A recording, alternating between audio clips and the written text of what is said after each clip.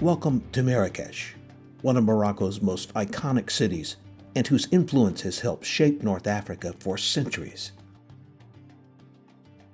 From the moment you arrive here, you feel the intensity of this city, whether it's in the modern Marrakech of shopping malls and construction cranes, or in the old city, the Medina, with its lively pace of commerce and tourism.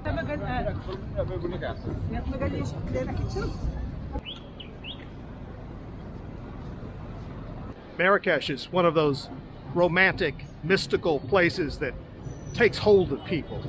It was a huge hippie haven back in the day, and these days draws visitors from all over the world. Outsiders associated with the city crosses the spectrum from the Beatles and the Rolling Stones to oil magnate J. Paul Getty to fashion icons Yves Saint Laurent and Peter Berger.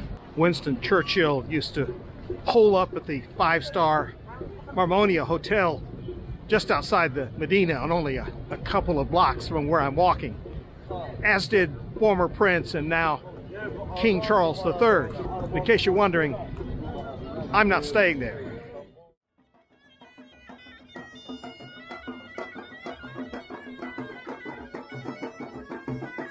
I'm in Jemaa el-Fnaa Square, the largest and one of the best known squares in Africa.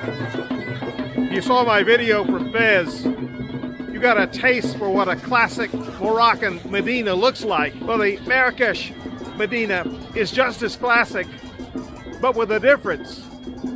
That being this enormous square at its center, where one can step out of the alleyways crammed with shops and people and into this enormous 1,000-year-old plaza. This place has the feel of a giant carnival midway, with just about everything you can imagine, it seems, going on at once. You've got juice stalls, open-air eateries, purveyors of leather, jewelry. There are snake charmers, storytellers telling their tales in Berber and Arabic, men walking around with chained monkeys. Oh, wow. Oh, wow.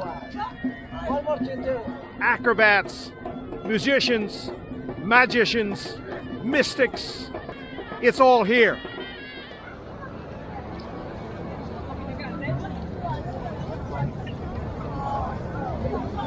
As nighttime comes, it ramps up to a whole new level here on this marvelous plaza, with a square bulging with more people, more musicians, more sound from pipes, tambourines, African drums, and somehow the cacophony sort of makes sense. At the western end of this great plaza is, of course, the city's oldest and landmark mosque, just rising up out of the orange of sunset.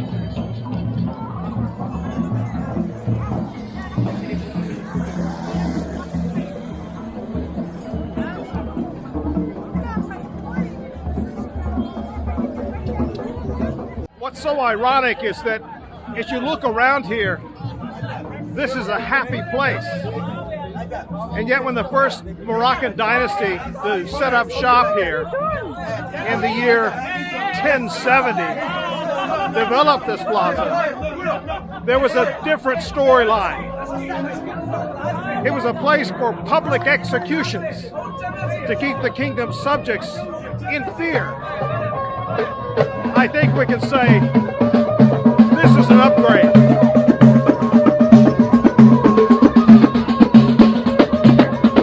I suppose you could shop around for a food stall to eat in, but it's almost impossible to determine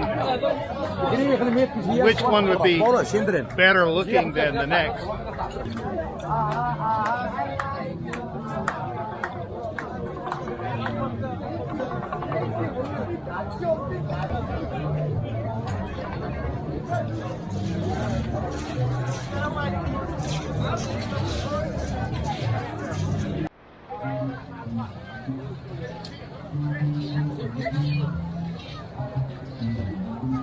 I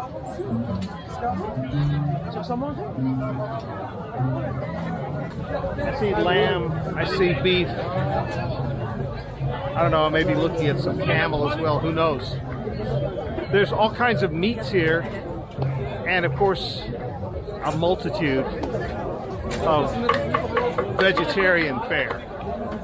What's this? This looks like maybe sheep's heads.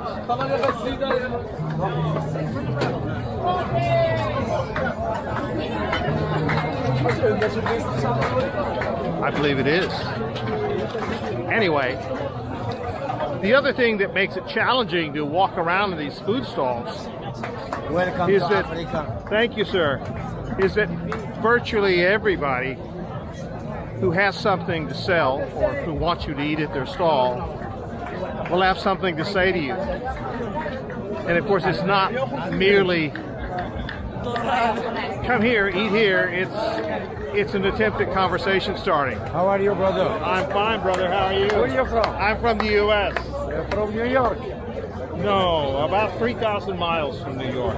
You're welcome in Marrakech. Ah, thank you, sir. You're welcome. Marhaba. Okay. So, at any rate, you get the idea. People are, I would say, preternaturally friendly in Morocco.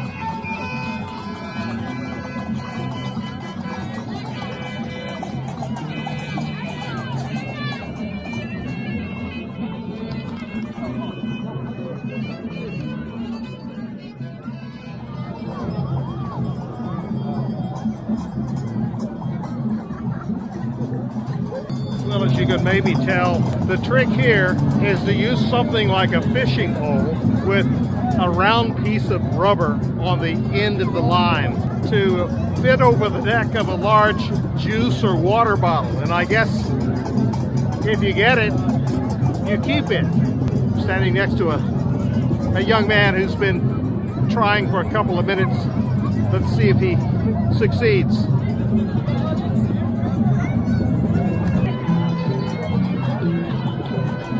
He's come so close. And I'll say this for him. He's patient. And he's determined. I'm not as determined as he is to stay here for a long time to see if he succeeds. But it appears to be quite an attraction for the, I would say, 30 to 40 people who are participating.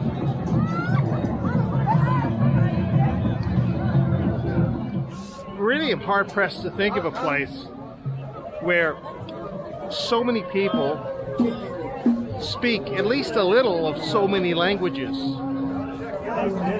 And that's just a product of Morocco's history, I guess.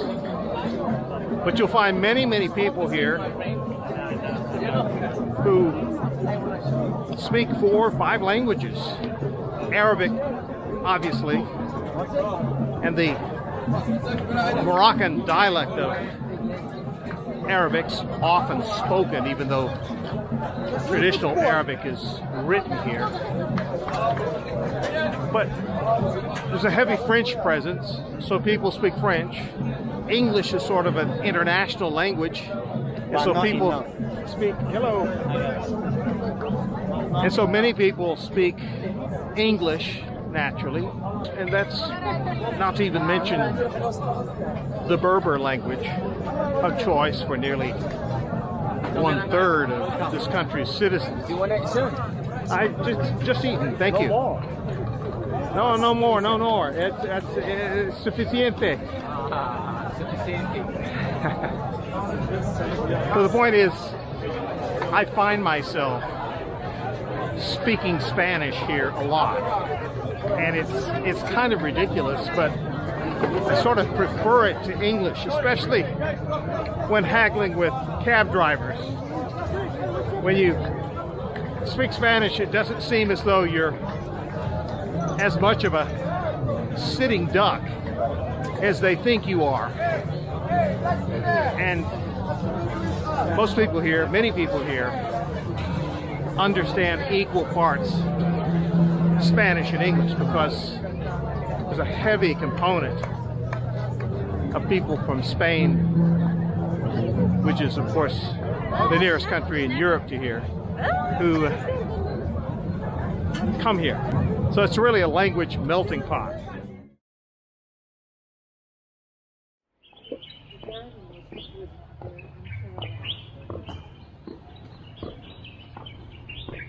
I've come to a place within the Medina called the Secret Garden. And while that's a nifty name for a beautiful garden, which this is, in my view, the name doesn't do justice to what this gorgeous compound represents. This is a restored riad that goes back to the middle 1500s during the so-called Saadian dynasty. These days in Morocco and elsewhere, old homes converted to places to stay are often called riads. In fact, I'm staying in one here. But historically, the riad was a traditional manor house that featured a beautiful walled garden and a fountain in the middle. And this one is an excellent representation of that bygone era. This fabulous riad, believe it or not, had fallen into complete disrepair. It was only restored and reopened to the public in 2022. Originally, in the 1500s, there was a splendid riad on these grounds that was later completely destroyed after the end of the Saadian dynasty, but painstakingly rebuilt in the mid-1800s by a wealthy and influential Moroccan trader and businessman. He became so influential that the ruling sultan assassinated him by having poison slipped into his tea. Not coincidentally, the riad then became the property of the Sultan's brother-in-law. In 1912, just before the French colonized Morocco, the brother-in-law swapped this riad for another one in Fez, and the new wealthy owner lived here with his 3 wives and large family until his death in 1934. There were many heirs, and apparently none of them had the means to maintain this place, and it more or less fell into ruin. When a new owner scooped the place up and in 2008 came forth with his vision to restore its former grandeur, the riad was a wreck. The garden was dried up, and all manner of illegal construction had taken place inside its walls. But of course, now that's all gone. What you see here is a real gem, an authentic restoration of a prototypical Moroccan Arabic riad from the mid-1800s. And maybe best of all, a painstakingly restored botanical garden presented in 2 sections. One, a traditional Arab garden, such as was here nearly 500 years ago, and another exotic garden with plants and trees from all over the world with similar climates to Morocco. Besides being a magnificent place to see, this riad with its beautiful garden is just a great time-out place within this sprawling Medina, which can be raucous at times, noisy, crowded. Good things in terms of the excitement that it brings to bear. But then you go into a place such as this, and the world suddenly changes. And that's really what Arabic architecture historically has been about. It's what you don't necessarily see straight on. That's the beautiful thing. And that influence spread through the Moors to the Spanish world, so that behind walls, a whole new world opens up.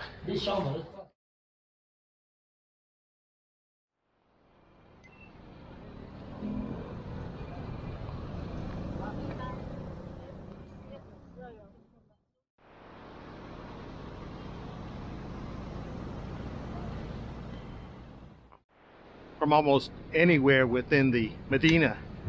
This mosque appears to be at one end of it, even though it is outside of the Medina, separated from it by a busy thoroughfare, and with beautiful gardens on each side of it. I'm in one of those gardens now, with a change of mood from just maybe 200 feet away where there's traffic. Here there's just peace and solitude, relatively speaking, surrounding this beautiful old mosque. Like most people, your visit to Marrakech is centered around the Medina and points of interest nearby. Then this mosque offers an additional advantage. It's a landmark from which you can orient yourself by looking up at it in relation to where you are, since its minaret is 253 feet high. The side of this mosque that faces the Medina is a very noisy place, for across the street from the mosque, as you enter the Medina, there are buses that can take you virtually anywhere in the city for the equivalent of 30, 40, or 50 cents. Besides the buses, you can find plenty of horse-drawn carriages here. No reservation required. C'est qui le père? Tu veux pas aller, mon frère, ça va? Ouais, j'aime mieux. Alors, ça va pas. Ça va s'arranger. Non, mais je suis bien.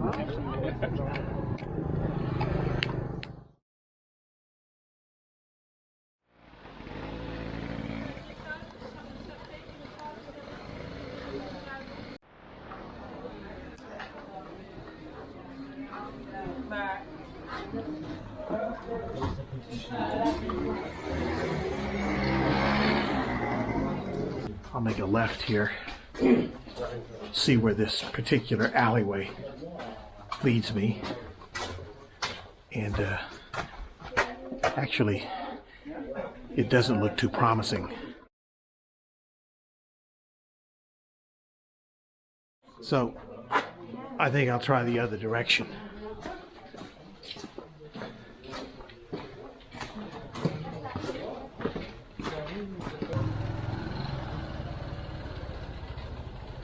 There are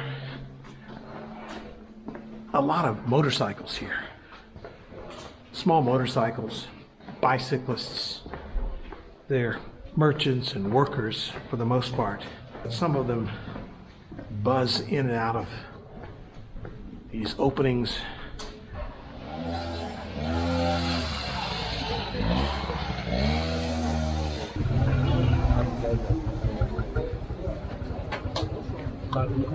But you sort of see what I mean. Then there's this.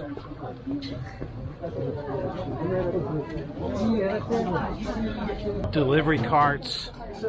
I've even seen a couple of tuk-tuks. You can't really relax or let your guard down when walking, especially in crowded areas. For those unfamiliar, Kasbah and Medina are not interchangeable terms. Every well-known Muslim city in Morocco and elsewhere for that matter has its Medina or Old Quarter. The Kasbah refers to the fort or citadel built to protect that city or the old Medina, and more often than not it is located within the Medina. The Kasbah here occupies an entire district on the south side of the Medina and includes not only the city's old fortress, but its official royal palace. The palace isn't open to the public because it's still used as a residence of Morocco's king whenever he visits Marrakech. So even though I'm in the Kasbah and very close to the royal palace, I can't see it because the walls here are tremendously high that guard it off from view, at least where I'm positioned at the moment. The palace dates to the 16th century, and if that seems confusing, in as much as the Medina goes back to the year 1070 and the Kasbah's main gate to the 1100s, you have to keep in mind that all of these old structures are spread over multiple dynasties. Some of them have survived, others have been destroyed and or replaced by succeeding dynasties.